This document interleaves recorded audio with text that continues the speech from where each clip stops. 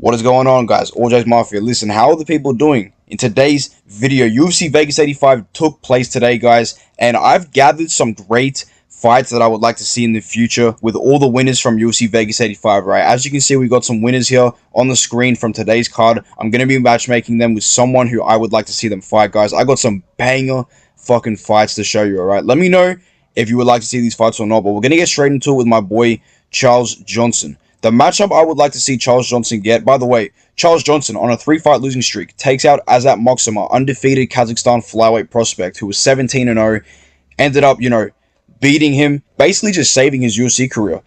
And I heard that he would like to fight a guy called Joshua Van. Now, Joshua Van, incredible flyweight prospect, probably the best flyweight prospect to look out for right now. I think he's 3-0 in the UFC. Why not just make this fight happen, right? I think it's a veteran versus a prospect, to say the least. Charles Johnson at this point is a veteran. It'd be a fun fight. I mean, as that Moxham, Charles Johnson got 50K today for their fight of the night. And I think Joshua Van and Charles Johnson would get 50K too. So let me know if you guys want to see that fight. I feel like that would be great to fucking watch. I feel like the winner can maybe get a ranked opponent, I guess. But we're going to move on to the co-main event, all right? We're going to switch it up.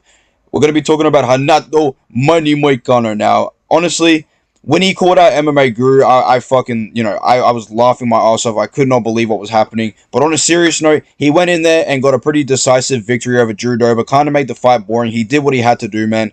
Moicano is an elite grappler, in my opinion. And there's no shame in having to shoot takedowns on Drew Dober, who's an absolute monster. So, the match that I would like to see Renato Moicano get next is Dan Hooker right now. Dan Hooker currently, I believe he's sitting just outside the top 10. Renato Moicano is a guy who hasn't lost to anybody but the best of the best. I'm talking RDA, Viziev, the Korean Zombie, Jose Aldo, Brian Ortega. Honestly, only lost to the elite. And I think that Dan Hooker is, not only have I said he's the gatekeeper in the lightweight division, but I feel like Renato Moicano deserves that chance to finally get a top 15 opponent. He took the RDA fight on short notice, went 5 rounds. He's paid his dues. He's a veteran in the UFC, and I would like to see him fight Dan Hooker. I think that'd be a stylistically weird matchup for Dan Hooker to see if he could defend the takedowns. It'd be a fun striking match. It'd be a good fight for both men, a winnable fight for both men, not a mismatch at all. So, yeah, guys, I would love to see that fight to be a fucking scrap. But we're going to move on into the featured fight with my boy Randy Ruboy Brown. Now, Randy Brown got a first-round knockout over Muslim Salikov, who is 39 years old. Not necessarily in his prime, but still a very good win, to say the least. Nobody's putting out Muslim Salikov in the first round. And I think Randy Brown should fight Michael Chiesa. Now, this is a very generic matchup, I understand, but he did call out Michael Chiesa, and I can totally understand what this guy's doing with his career. He's playing it smart. I mean, he just got destroyed by Jack Della Maddalena not even a year ago. So I would say, take your time. He's on a 2-fight winning streak right now. Fight Michael Chiesa, retire Michael Chiesa, get him out the rankings. Chiesa's probably the easiest fight at welterweight. And Randy Brown can build up his resume and then eventually get a top 15 opponent, which will be Michael Chiesa. So that's a fucking banger, man. But we move on to a women's fighter, okay? Natalia Silva. I don't know what to say about Natalia Silva, man. I think she's a phenom. Not only is she a gorgeous woman, bro, she's a phenom, man. She's a great striker. She bounces around a lot like crazy, bro. Like fucking, head kicks, spinning wheel kicks. I mean, you don't really see this often in women's MMA. It's very unique, but regardless, the matchup that I would like to see her get would be the loser of Orange Blanchfield and Manon Fiore. I feel like it's that time. Natalia Silva should, we wouldn't necessarily want to rush her. She did beat a good, veteran in Viviane Arujau, who's, beat a lot of good women.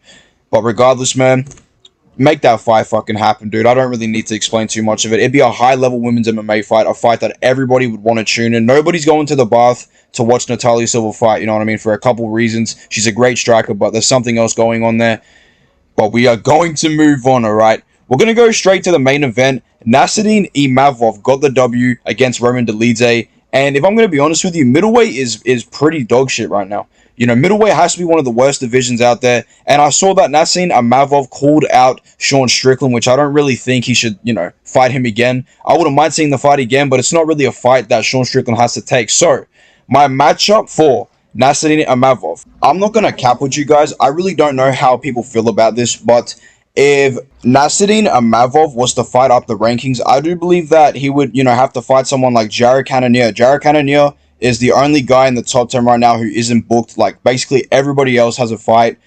And if he can't get Jared Cannonier, Nassourdine Imavov might just have to rematch Chris Curtis. I'm not going to lie. Chris Curtis coming off a win against Marc-Andre Barriol. I know that Nassourdine Imavov does not deserve to fight back in the rankings, but that's the type of fight that, you know, would really add to his resume. Not only that, would propel him into the top 5. So I say he, you know, gets the rematch with Chris Curtis, because I know people are going to be like, bro, that's a stupid matchup. Why would you even, you know, make that fight? There's really no one else at middleweight. And I know Imavov's not the type of guy that would fight like some random prospect like Shara Bullet to get him into the top 15. I think Imavov wants, you know, highly ranked opponents. And not only that, but he wants a ranked opponent in general. Just give him Chris Curtis. They had beef today at the fight. I mean, Imavov and Curtis were just talking smack to each other. It was crazy. So make that fight happen. I want to see the rematch. I think Imavov would smoke Curtis, but regardless, I don't know. I don't know, that's just me that wants to see it. I want to fucking see it, though. So regardless, we're going to move on to Temba Garimbo. I want to say shout out to my boy Temba Garimbo, man. This guy went in there, did his thing, read his notes before he, you know, made the walk into the cage. I thought it was pretty fucking inspiring, man. This guy was, reading his obituary, going out there, knocking out Pete Rodriguez easily in the first round. I think it was like a 30-second round TKO, like easy fucking money, dude. I picked Pete Rodriguez, and even though I went like 9-3 on this card, I still feel like a fool for picking Pete. But listen, man, the matchup that I think we should give Temba Garimbo is Kiefer Crosby. Like, these guys were supposed to fight, I think, on this exact card. Kiefer Crosby had to pull out with the injury. I will be honest, I don't know how good Temba Garimbo is. You know, I know he got a 30-second KO today, but, like, Pete Rodriguez is not that good. So, at the end of the day, Kiefer Crosby, you know, he can swing and bang. Not the most skilled fighter.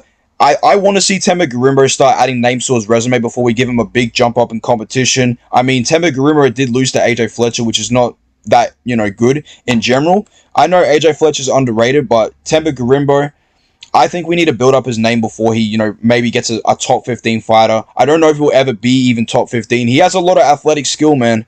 I just worry about the fight IQ and everything, but props to Temba, man. He went out there, fucking dropped this dude, finished the job, beat his ass. Solid fucking story by Temba Garimbo. He's an inspiration. I like, you know, I like the kid, you know, he's a good kid. But we're going to move on, alright? We're going to move on to the guy on the left-hand screen, or you can't see him right now, but we're going to be talking about the Korean Tiger, Jong Yong Lee. Now, I wanted to pick Blake Builder as an underdog here for a while. You know what I mean? I was really confident on Blake Builder, but I ended up picking Jong Yong Lee. And this guy is pretty decent, man. You know, his takedown defense held up really well in this fight. You know, he was stuffing all the takedowns, cross-sniffing like hell from fucking Blake Builder. He was able to piece him up on the feet, almost finished him. Not a bad performance by the Korean Tiger. So, I would say, let's give him someone like Gavin Tucker.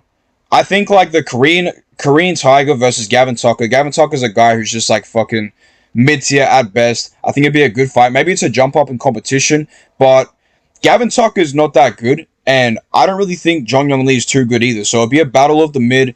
I think one of those guys would really, you know, propel themselves back into that top 20 at featherweight, I guess, even though it's Jong Yong Lee's debut. You know, I maybe don't rush him and give him Gavin Tucker, but Tucker is a winnable fight for Jong Yong Lee, in my opinion.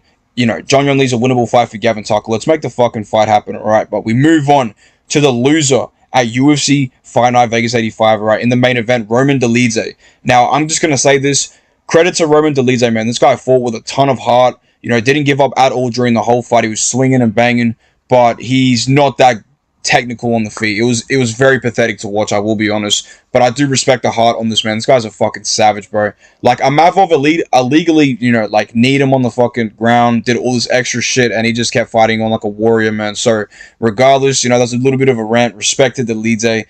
I want to see Roman Dolidze fight maybe like a Bruno Ferreira. Dude, imagine.